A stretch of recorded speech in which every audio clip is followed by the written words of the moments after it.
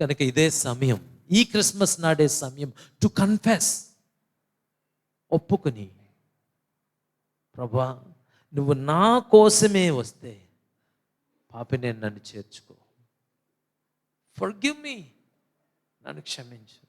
I believe that you are my lord, నువ్వు నా ప్రభుడివి, నువ్వు నా రక్షకుడివి అని నేను నమ్ముతున్నాను అని అంటే ఇమ్మీడియట్గా, no matter who you are, నువ్వు ఎవరైనా సరే ఆయన నిన్ను చేర్చుకోవడానికి ఇష్టపడుతున్నాడు.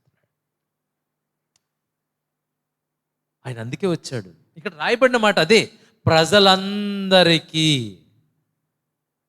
భారతదేశం అందులో లేదు అంటలేదు, ఇశ్రాయేల్ దేశం మాత్రమే ఉంది అంటలేదు, ప్రజలందరికీ, భూమి మీద పుట్టిన మనుషులందరికీ.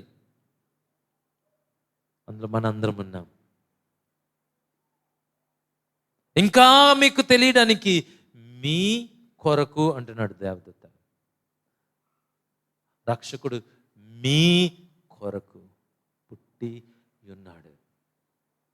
It's the greatest good news, the first Christmas sermon ever preached. మొట్టమొదటి క్రిస్మస్ ప్రసంగం అదే.